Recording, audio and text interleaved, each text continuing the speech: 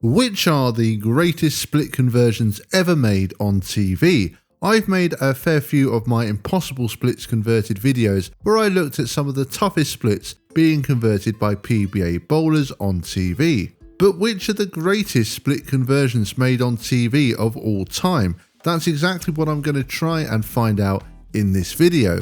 I've gone through and found the best and toughest split conversions and have ranked them from 1 to 5.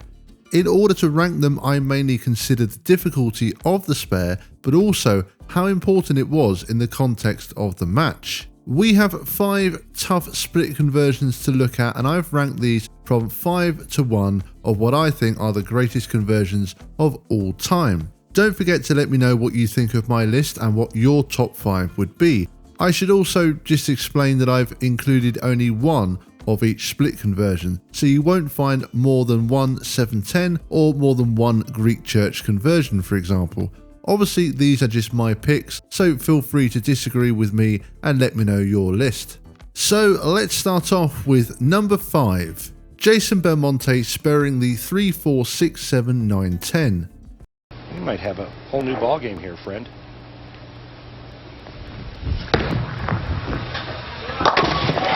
How about you? 2-4-10 conversion. Frame. Tom Smallwood waits for the winner. Look out. Double trouble. 3-6-9. Oh my! Are you serious? We begin with Jason Belmonte, who made this very impressive split conversion at the 2014 USBC Masters. To give some context, Belmonte was the 5 seed and this was the opening match. He had a big lead over Ryan Simonelli, but then left the 2-4-10, which he spared. The very next frame he left this split, and an open here would have drastically changed the match as he had such a low count. But he spared it, and it meant he would not only win the match but go on to run the ladder and win the Masters for a second year in a row. Because of the importance of this spare, that you could argue actually won him the title, it's for that reason it earns the opening spot on this list. Number 4. Mika Koivuniemi sparing the 4-6-10. Today, as opposed to all the qualifying through the round of 8. That's high. Oh, almost had the big 4 up. Wow. And the 4-6-10 remain. 1 of 10 so far. Almost impossible. But he gets it off the back of the wall. Unbelievable. Mika made this difficult split at the 2004 Baby Ruth Real Deal Classic against Jason Couch.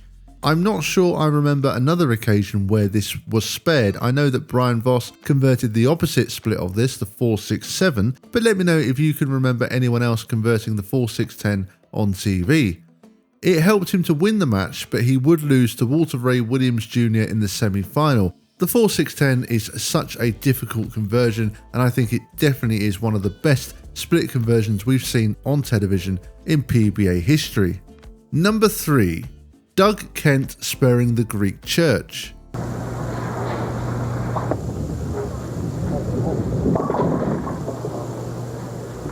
It's shooting at the 3. Hey!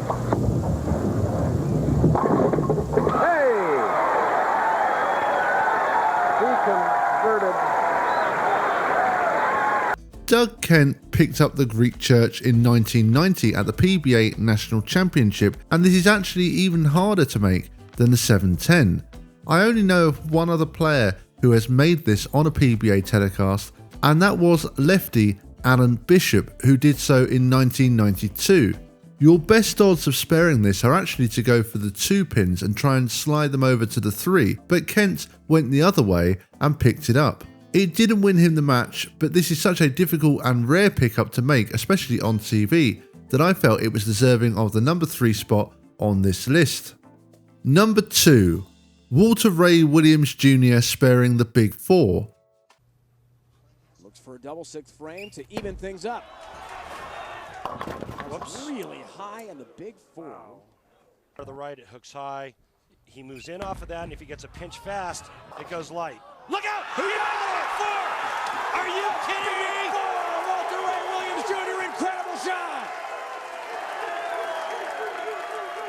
Walter Ray is still the only bowler to have ever picked up the Big Four on a PBA telecast. That should tell you just how difficult it is to make. It came during the 2005 Atlanta Classic against Ryan Schaefer, and he did go on to lose the match.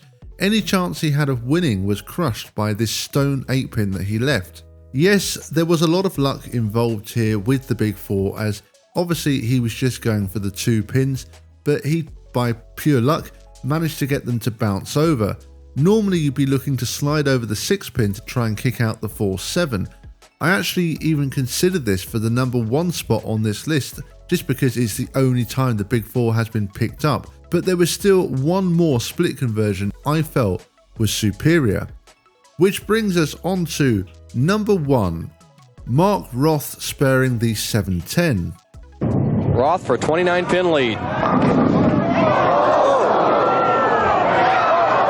He teased it and hits the 10, but neither one of them happened that time. Roth is just going to go for 1.